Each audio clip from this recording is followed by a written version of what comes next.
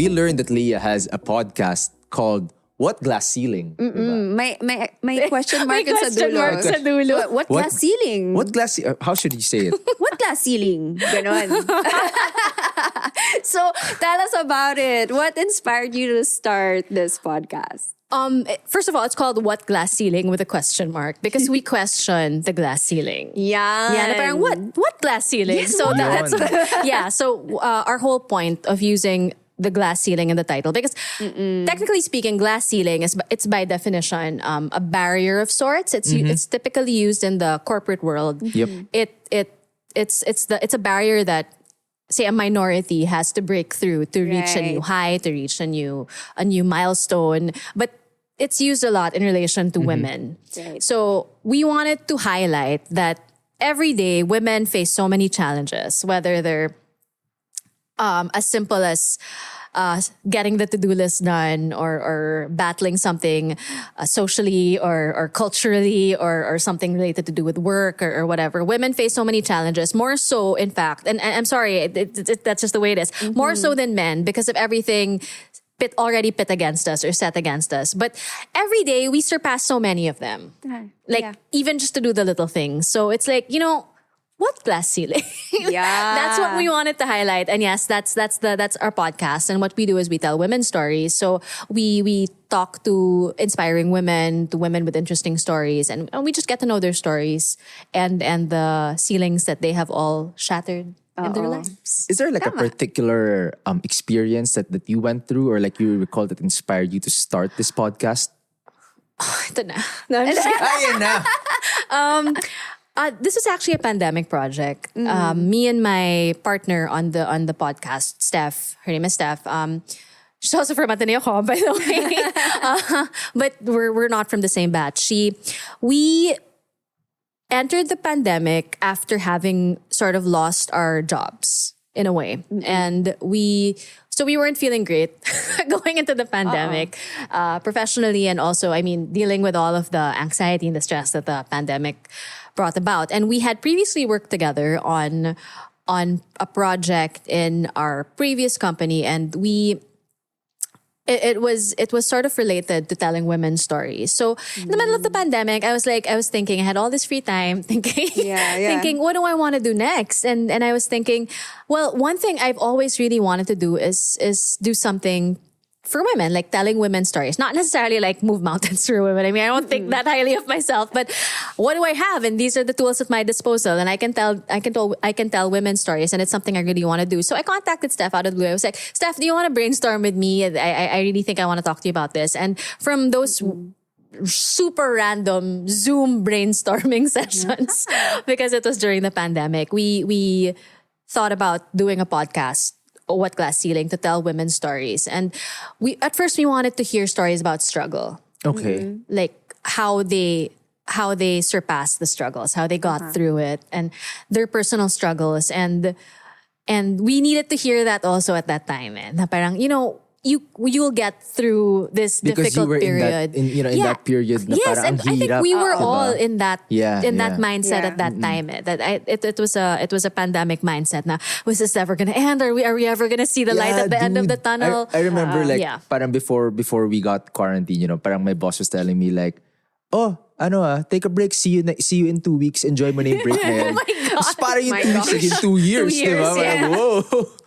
Yeah, so we were all in that mindset, and we needed to know that there was light at the end of the tunnel. So we wanted to hear these stories of struggle, that they surpassed it. We personally wanted to hear them. So that's what we asked for, and we asked all these inspiring figures, these inspiring women for those stories. So that's how the podcast was born, actually. Wow. And there's like a broad range of stories, diba? Yeah. And Because the there's a women broad that range you of people. Yeah, and then the Yes. women that you also featured on the podcast, diba? Yeah. Why do you think it's important, now that we're past the pandemic, why do you think it's important to still tell these kinds of stories, like struggle? Because there's someone struggling anytime, whether there's a pandemic or not. And these are stories that which is also why we did it in the first place. And the stories, as you mentioned, they're very varied. They're different.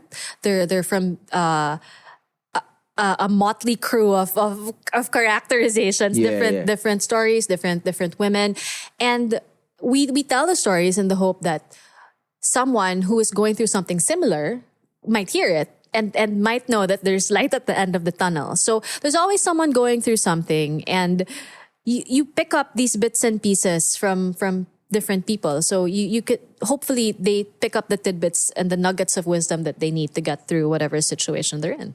Could you tell us which one is your favorite episode? It's like picking a favorite child. Oh no. No, but there are so many, honestly, because I have to say, all the women we feature are amazing. They have incredible stories, and they have so many lessons to impart and things to tell, stories to tell. But Isip-isip tayo. one story that really moved me was the story of Sabrina Ongkiko. Okay. If you're familiar with her, she's a public school teacher. She does not need to be a public school teacher. She was on her way to being a doctor. She went to Ateneo. She went to a bunch of great schools, and she's very educated. And she has chosen to be a public school teacher for 13 years. Wow. Because she wants to be.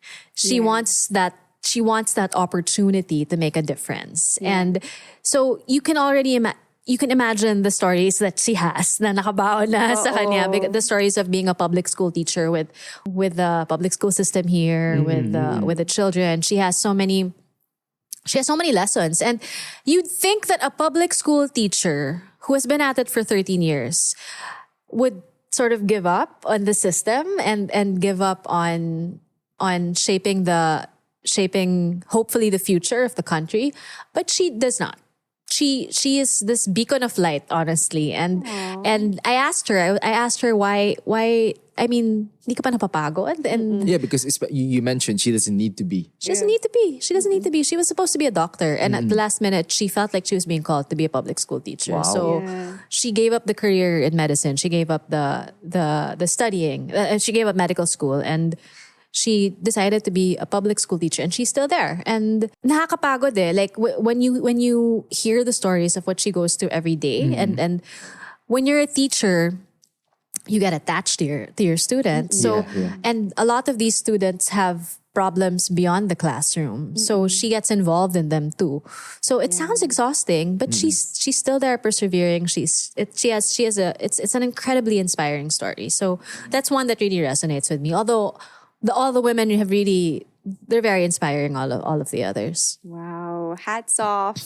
Is there like a common thread, or like parang something in common with all the guests that you've had on the show? Yeah, they're all inspiring, and they all have stories to tell. I mean, that's the common thread, really, that they have stories to tell, that they have hard-won lessons to share.